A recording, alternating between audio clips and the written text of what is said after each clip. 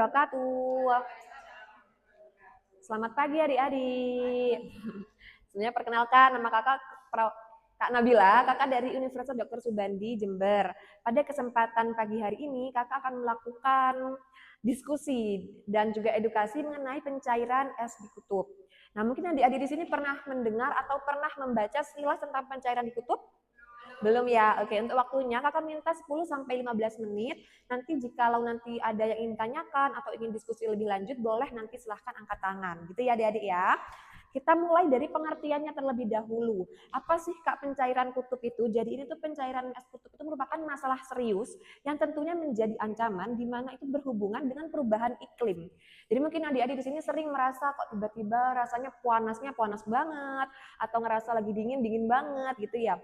Kemudian itu proses melelehnya es di wilayah kutub bumi akibat peningkatan suhu global.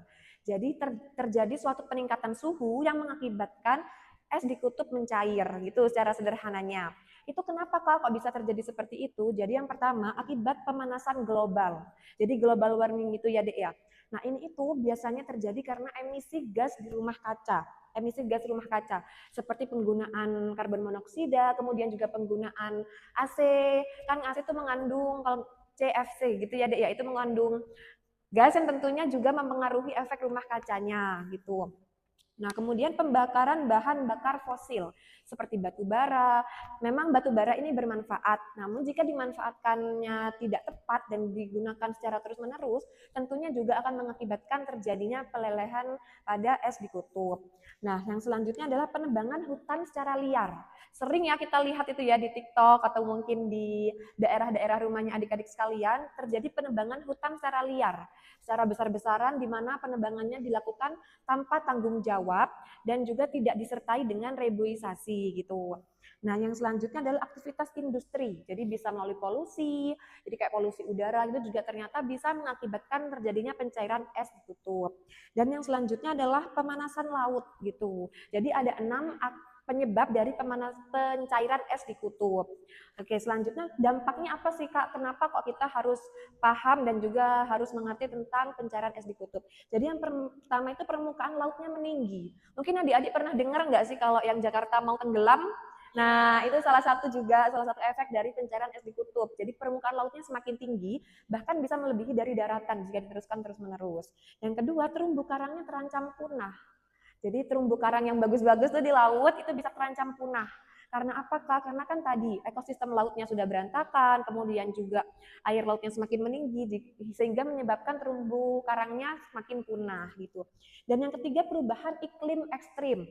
Jadi yang semisal 2 hari ini lagi panas banget, gak ada angin, gak ada hujan, tiba-tiba besoknya hujan deras banget gitu. Ternyata itu juga merupakan salah satu dampak dari pemanasan global dan juga pencairan es di kutub. Kemudian yang keempat habitat satwa kutub terancam punah. Jadi kayak penguin-penguin yang ada di apa namanya sih yang ada di film-film kartun-kartun itu kan tinggalnya di es kutub ya Dek ya. Kemudian juga beruang kutub, juga anjing laut, dia kan bergantungnya di lingkungan yang dengan es gitu. Jadi ketika terjadi pencairan es ini tentunya mereka akan bingung kita akan kemana, pindah kemana gitu. Karena kan suhunya juga sudah berbeda. Kemudian selanjutnya adalah kerusakan ekosistem seperti yang dijelaskan tadi tentang terumbu karang. Yang keenam, suhu bumi semakin panas.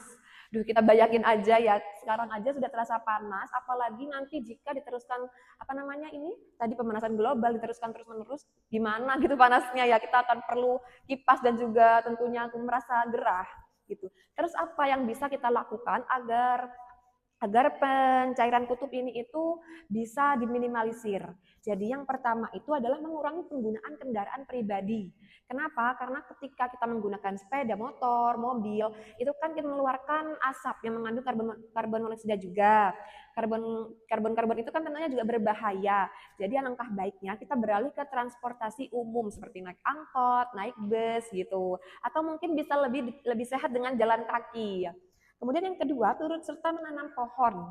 Jadi mungkin adik-adik di sini pernah mengikuti kegiatan tanam pohon atau reboisasi gitu ya, adik-adik di sekolahnya mungkin nanti bisa diajukan untuk melakukan kegiatan tanam pohon bersama. Kemudian yang ketiga, bijak menggunakan listrik. Jadi ketika sudah tidak digunakan, lampunya sudah tidak digunakan, kipas angin tidak digunakan, boleh dimatikan dulu. Selain karena biar bayar listriknya tidak mahal, tentunya juga bisa berpengaruh pada pencairan kutub. Nah, yang terakhir menggunakan energi terbarukan. Seperti apa Kak? Kayak panel surya. Mungkin ada tahu nggak? Yang kayak apa namanya sih? Lampunya hidup dari tenaga panel suryanya. Nah, itu. Jadi nanti bisa dijalankan atau bisa diimplementasikan mulai dari yang paling mudah dulu aja. Seperti halnya kalau mau keluar ke warung yang dekat cukup jalan kaki aja gitu ya. Atau naik sepeda engkol gitu. Oke, tadi Kakak Nabila sudah jelaskan mengenai tentang pencairan kutub mulai dari pengertian, kemudian apa aja dampaknya dan juga akibatnya, serta gimana cara menanggulanginya. Sekarang kita buka sesi tanya jawab. Mungkin ada yang tanyakan? Oke, sudah tidak ada ya. Semoga dari penjelasan singkat ini adik-adik bisa paham dan juga bisa mengerti ancaman dari pencairan es kutub ini.